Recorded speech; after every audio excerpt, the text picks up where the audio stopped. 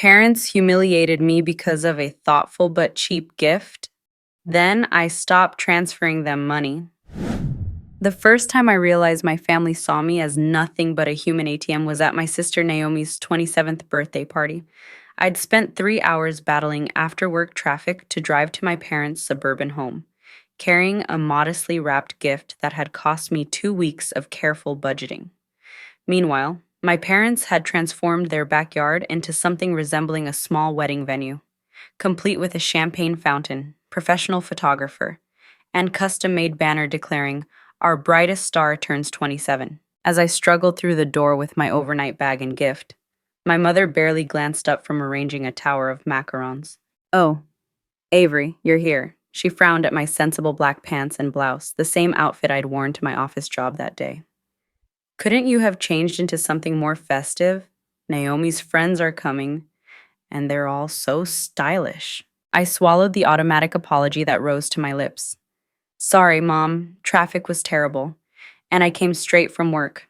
"Well, at least put some makeup on before people arrive. You look tired." She turned back to her macarons, dismissing me without another thought.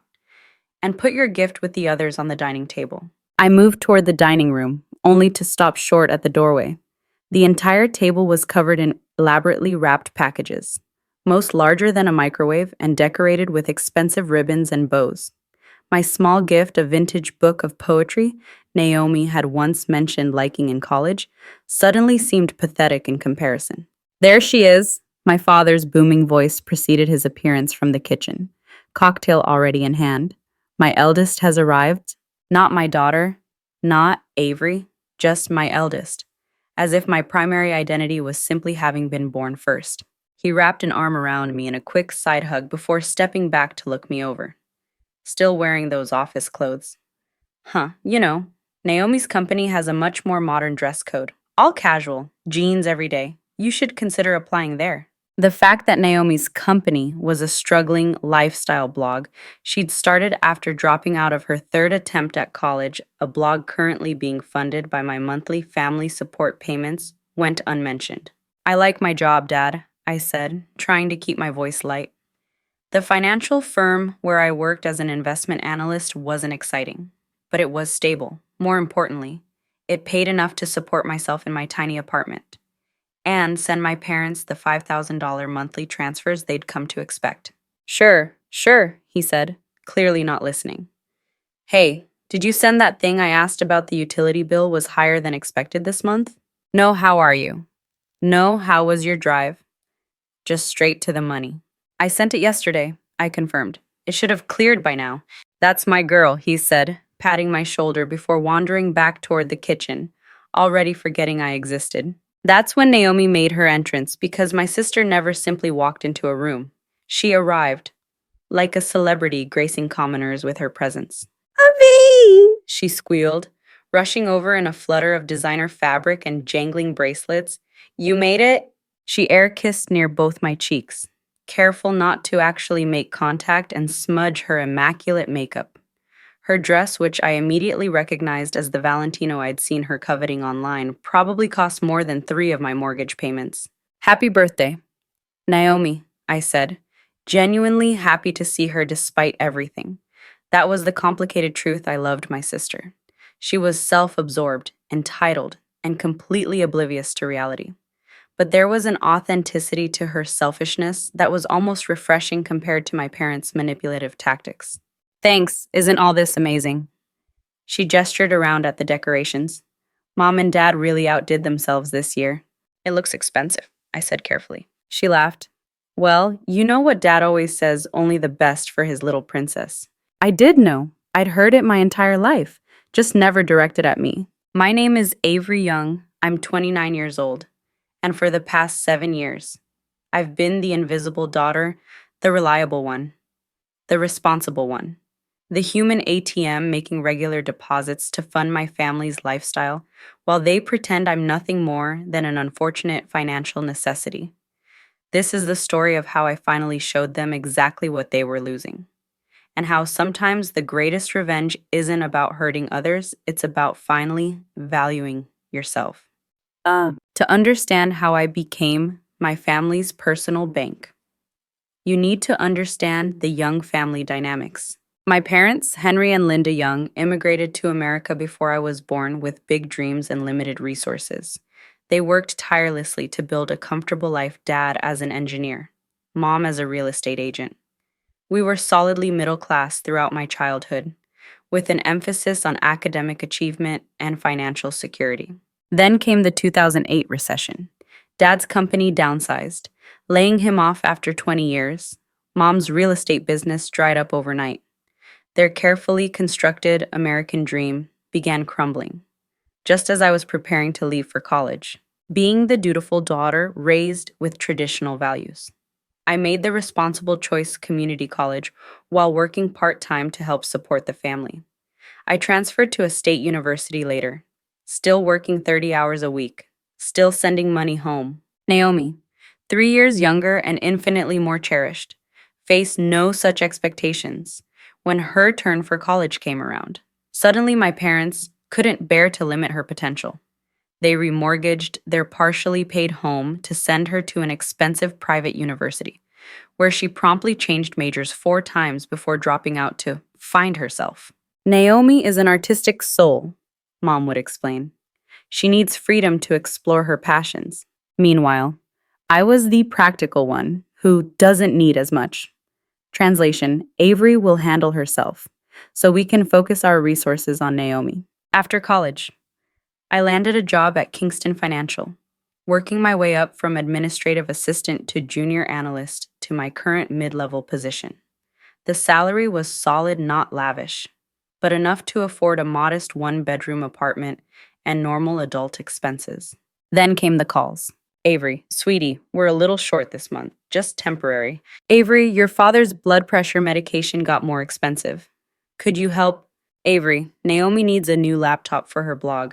It's an investment in her future. Each time, I transferred the money. Each time. I told myself it was temporary. Each time. The amounts grew larger and the reasons flimsier.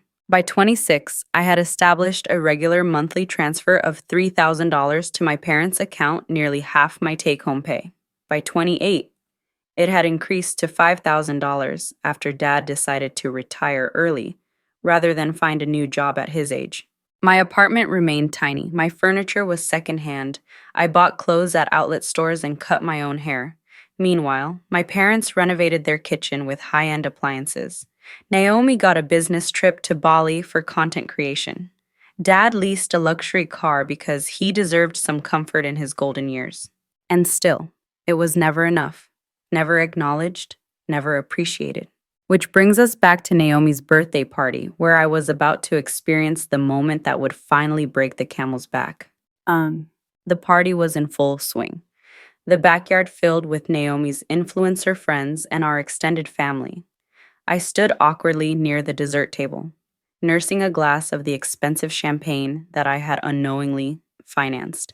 Gift time, Mom announced after dinner, clapping her hands excitedly. Everyone gathered around as Naomi took her place in a decorated chair, looking like a queen about to receive tribute from her subjects. My stomach tightened as guests began handing her their presents. From our Aunt Rose, a designer handbag that prompted squeals of delight. From her best friend Zoe, concert tickets to a sold-out show. From our parents, a jewelry box containing what appeared to be diamond earrings. Mom, Dad, you shouldn't have, Naomi gushed, though her tone suggested she absolutely believed they should have. Only the best for our princess, Dad replied, beaming with pride. Then came my turn. I handed over my small, simply wrapped gift with an apologetic smile. It's not much, but I thought you'd like it. Naomi unwrapped it with significantly less enthusiasm than she'd shown the previous gifts. Oh, a book. She flipped through it quickly. Poetry. Thanks. Ave. She set it aside without another glance, already reaching for the next shiny package. But my father wasn't ready to move on. That's it, he said, loud enough for nearby guests to hear. A used book, seriously, Avery. The conversation around us dimmed as people sensed brewing drama.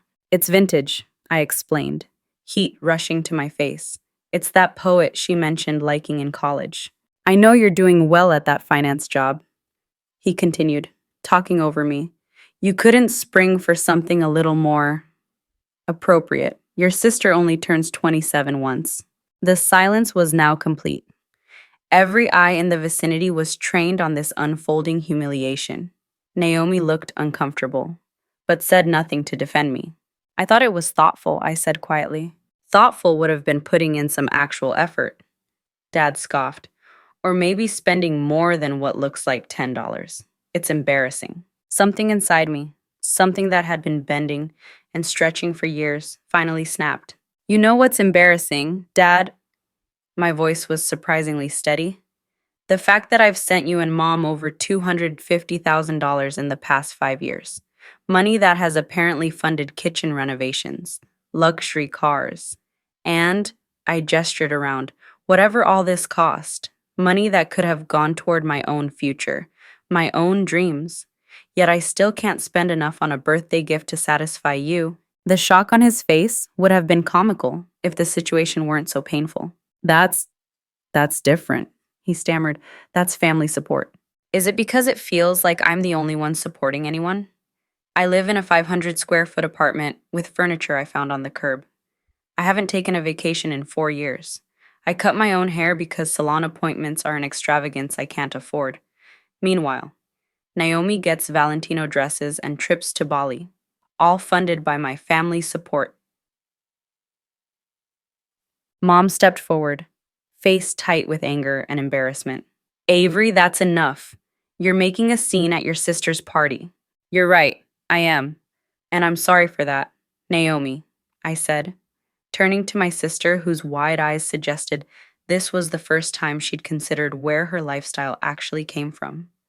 But I'm done being treated like an ATM while being criticized for not giving even more. The monthly transfers stop now. You could have heard a pin drop in that backyard. My uncle choked mid-sip on his champagne. My cousin May's jaw literally dropped. Aunt Rose suddenly became fascinated with her manicure. Dad recovered first. You can't be serious. After everything we've done for you, what exactly have you done for me lately? Dad, name one thing from the past 7 years that wasn't actually me doing something for you. More silence. That's what I thought. I placed my champagne glass carefully on the nearest table. I should go. Happy birthday again, Naomi. The book is signed by the author. By the way, I had to wait in line for 4 hours at a rare bookstore appearance to get it. It's worth about $600. Not that money should be the measure of a gift's value. With that parting shot, I walked through the stunned crowd, grabbed my overnight bag, and left. No one tried to stop me. In my car, hands shaking on the steering wheel, I experienced an emotion I hadn't felt in years: liberation, mixed with terror. Yes, but liberation nonetheless. The fallout was swift and predictable. First came the guilt trips via text from Mom. I can't believe you would embarrass us like that in front of everyone. Your father is devastated. From Dad. After everything we've sacrificed for you, this is how you repay us, by abandoning your family when we need you. From Naomi. Thanks for ruining my birthday. Mom's been crying all night. I didn't respond to any of them. Instead, I drove straight back to my apartment, turned off my phone, and slept better than I had in years. By morning, the texts had escalated to voicemails, each more desperate than the last. Avery, the mortgage is due next week. We're counting on your contribution. Avery, be reasonable. You can't just cut us off without warning. Avery, call me back right now. This little temper tantrum has gone far enough. I listened to each message, deleted it, and continued with my day. For the first time since college, I sat down and created a budget that included only my own expenses. The numbers were revelatory without the $5,000 monthly drain. I could afford a nicer apartment. I could start an actual retirement fund. I could take a vacation. I could get my hair cut by a professional. I could live instead of just survive. Day 3 brought the unexpected visitors, my parents, standing outside my apartment building when I returned from work. Mom looked like she'd been crying. Dad looked thunderous. We need to talk, he said as I approached. Less a request than a demand. I considered turning around and leaving, but that felt like running away. Instead, I nodded towards the building entrance. You can come up for 15 minutes. I have plans tonight. I didn't actually have plans, But the lie gave me control over the duration of this ambush. My tiny apartment always looked smaller when my parents visited, their expressions making it clear they found my living conditions depressing. Today, however, they seemed to actually look around, taking in the sagging couch, the scratched coffee table, the walls that desperately needed repainting. You really do live like this, Mom said softly, as if seeing it for the first time. Yes, because most of my income has been going to you, I replied, setting down my bag. What did you want to talk about? Dad cleared his throat. This situation is untenable. We have financial commitments based on the understanding that you would continue your support. The mortgage, the car payment. Not my mortgage, not my car, I interrupted. Those were choices you made, presumably with your own income in mind. Or did you take on financial obligations specifically because you assumed I would cover them indefinitely? He had the grace to look uncomfortable. We assumed, as family. Family goes both ways, I said. What financial support have you provided me in the past 7 years? Mom jumped in, voice tense. We gave you everything growing up: education, opportunities. I worked through community college. I got scholarships for university. I paid my own tuition. Try again. We're your parents. We raised you. Yes, you did, and I'm grateful for that. But I'm 29 years old. Your obligation to raise me ended a decade ago. My obligation to fund your lifestyle never began. Dad's face darkened. So that's it. You're just cutting us off. What about Naomi? She's still finding her way. There it was, the truth slipping out, not concern about their own finances, but about maintaining Naomi's subsidized existence. Naomi is 27. Her way should have been found years ago. And the fact that your primary concern is her comfort rather than your own financial independence tells me everything I need to know about your priorities. Mom began to cry. Dad looked like he wanted to shout, but was restraining himself in the small space of my apartment. We're family, he finally said, as if those 2 words explained and excused everything. Yes, we are, I agreed. And I love you both. I love Naomi too. But love doesn't mean I have to impoverish myself to fund your choices. It doesn't mean accepting being treated as an afterthought, except when you need money. It doesn't mean enduring public humiliation about a thoughtful gift, while receiving no thanks for the thousands of dollars I send each month. I reached for my bag and withdrew a folder containing documents I had prepared that morning. Here's what I'm willing to do. This is a one-time payment of $10,000, enough to cover your expenses for 2 months while you make new arrangements. After that, you're on your own financially. They stared at the check I held out, neither reaching for it. And if we refuse, Dad asked, voice tight, then you refuse. The outcome is the same either way, no more monthly transfers. This just gives you a buffer. Mom took the check with trembling fingers. I don't understand how you became so cold. I smiled sadly. I'm not cold. I'm just finally warm enough toward myself to set boundaries. Your 15 minutes are up. I'll call you next week to check in, but I need you to leave now. After they left, I sat on my shabby couch and allowed myself to feel everything I had suppressed during their visit: guilt, grief, anger, relief. It was messy and painful, but also cleansing, like lancing a wound that had been festering for years. The following weeks brought radio silence from my family, a calculated tactic I recognized from previous minor rebellions against their expectations. They were waiting me out, assuming my resolve would crumble in the face of their disapproval. It didn't. Instead, I used the time to reshape my life. I found a larger apartment in a better neighborhood, still modest, but with actual sunlight and no mysterious hallway smells. I opened a retirement account and made my first contribution. I visited a salon and got a professional haircut that made me feel like a new person. Small steps, but significant ones. Steps toward a life that was mine, not a diminished existence in service to others' excesses. 4 weeks after the birthday party confrontation, I received my first text from Naomi. Are you still mad at me? It was so perfectly Naomi assuming my actions had been about her, rather than about our parents or my own self-respect.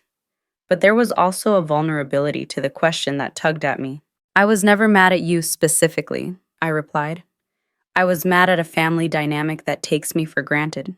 3 dots appeared, disappeared, then reappeared.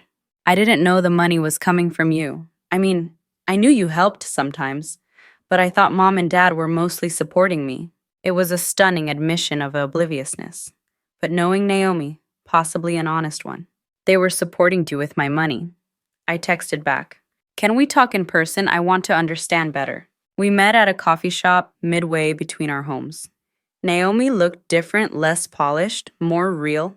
Her nails weren't freshly manicured, and she wore jeans instead of her usual carefully curated outfits.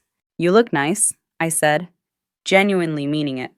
There was something refreshing about seeing my sister without her usual armor of perfection. "Thanks. I've been making some changes." She fidgeted with her coffee cup. Mom and dad had to downsize their expenses. Dad's looking for consulting work. Mom's taking real estate classes to renew her license. I nodded, unsurprised. That sounds like healthy adjustment. They're really struggling, Avery. Financially or emotionally? She considered this. Both, I guess. They didn't realize how dependent they'd become on your money. Or maybe they didn't want to realize it. "And what about you? Are you struggling too?" Her eyes filled with tears. "I had to move back home. I couldn't afford my apartment anymore.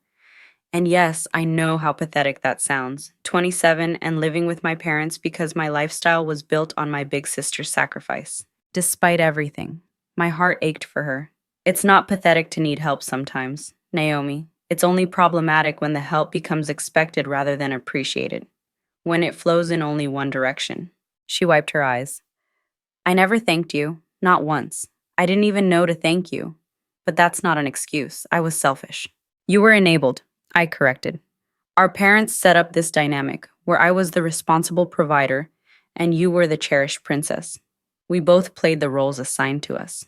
"Well, I'm trying to write myself a new role," she said with a small smile. "I got a job, a real one, with regular hours and everything." My eyebrows shot up. "You did doing what?" "Social media management for a local boutique chain. It's entry level, but it's steady income. Turns out all that time I spent on Instagram might actually be marketable." She laughed, a self-deprecating sound I'd rarely heard from my supremely confident sister. "I had my first paycheck direct deposited yesterday. It felt strange, good strange. Pride blossomed in my chest, not the resentful kind I'd felt watching her receive parental adoration all these years, but genuine pride in her growth. "That's really great, Naomi. I'm happy for you." "It doesn't fix everything," she said quietly. "It doesn't erase how you were treated, how we all took advantage of you." "No, it doesn't," I agreed. "But it's a start." We talked for over 2 hours, having the first real conversation we'd had as adults, not as the responsible older sister and the pampered younger one, but as two women with complex feelings about family, obligation, and finding our places in the world. When we parted, she hugged me a real hug, not an air kiss, and whispered, "I'm sorry, Ave, and I'm gonna keep saying it until you believe me." I hugged her back. "I believe you're sorry. Now show me you understand by building your own life instead of expecting others to fund it." She nodded against my shoulder. "I'm trying. I really am." And 3 months passed. My new apartment began to feel like home. My savings account grew modestly but steadily. I even started dating again, nothing serious, but fun outings with people who wanted to know me for myself, not for what I could provide. Throughout this period, contact with my parents remained limited. We spoke on the phone occasionally, stilted conversations that skirted the financial elephant in the room. They hadn't asked for money again, though I suspected it was pride rather than newfound independence that kept them from asking. Then came Thanksgiving, traditionally held at my parents' house, with mom cooking for days and everyone pretending we were the perfect Asian American success story. "We're doing something smaller this year," Mom said when she called with the invitation. "Just family. We thought it might be nice to focus on what really matters." I agreed to attend, mentally preparing myself for potential manipulation or guilt trips. But what I found when I arrived was genuinely surprising. The house looked different. Several pieces of expensive furniture were gone, replaced with more modest items. The luxury car was no longer in the driveway. A sensible sedan stood in its place. Most notably, the overall atmosphere felt less oppressive, less artificial. Naomi was already there, helping in the kitchen, something I'd never seen before. She greeted me with a warm hug and whispered, "They're really trying. It's weird, but kind of nice." Dinner was simpler than previous years, but still delicious. The conversation flowed more naturally, with everyone contributing rather than my parents dominating with stories of Naomi's latest accomplishments. After dessert, my father cleared his throat. "I have something to say to everyone, but especially to you, Avery." "Here it comes," I thought, bracing myself. "I owe you an apology," he said, his voice uncharacteristically humble. "A significant one. For years, I've been telling myself that family means supporting each other, but I was only applying that principle in one direction, expecting you to support us without reciprocating in any meaningful way." I blinked, genuinely stunned. "Your mother and I have been doing a lot of reflecting these past months. We've had to confront some uncomfortable truths about our behavior, our expectations, and our treatment of both our daughters, unfairly burdening one while infantilizing the other." Mom reached over to squeeze my hand. "We're sorry, Avery, truly sorry. We took advantage of your sense of responsibility and gave you none of the recognition or appreciation you deserved. And we spoiled me," Naomi added, "which wasn't doing me any favors either." I looked around the table at my family, imperfect, self-centered, but trying in this moment to be better. A lump formed in my throat. "Thank you," I managed. "That means a lot to me." Dad continued. "We want you to know that we're standing on our own feet now. I've taken a consulting position that covers our essential expenses. Your mother's working part-time at the real estate office again. We've adjusted our lifestyle to match our actual income." "No more magical money appearing in your account?" I asked, allowing a small smile. He had the grace to look embarrassed. "No more. That wasn't fair to you, and it wasn't healthy for us. We're learning to live within our means," Mom added. "It's been an adjustment, but a necessary one." After dinner, Naomi and I washed dishes together, another first, while our parents took a walk around the neighborhood. "They really have changed," she said, handing me a wet plate. "It's not perfect, and sometimes they slip into old patterns. But they're trying." "And what about you?" I asked. "How's the job going?" Her face lit up. "Really well. Actually, they're expanding my role to include content creation, not just management, and I'm taking classes in digital marketing. Turns out I'm not bad at this working thing." "I never doubted you had abilities," I told her. "You just needed the motivation to apply them." She bumped my shoulder with hers. "Well, thank you for the kick in the butt, even though it was painful at the time. I needed it." "We all did," I said, realizing it was true. The family dynamic had been unhealthy for everyone, not just for me. My parents had been avoiding the reality of their financial situation. Naomi had been prevented from developing independence, and I had been enabling all of it at the cost of my own well-being. Later that evening, as I prepared to leave, my father handed me a small box. "This isn't a bribe or an attempt to buy forgiveness," he said quickly. "It's just something we should have given you a long time ago." Inside was a simple silver necklace with a small diamond pendant. "It was your grandmother's," Mom explained. "We always planned to pass down her jewelry to both our daughters, but somehow, we never got around to giving you your pieces." The unspoken truth hung between us. They had given Naomi her inheritance years ago, while withholding mine despite taking my money. "It's beautiful," I said, genuinely touched. "Thank you." "We have more," Dad said.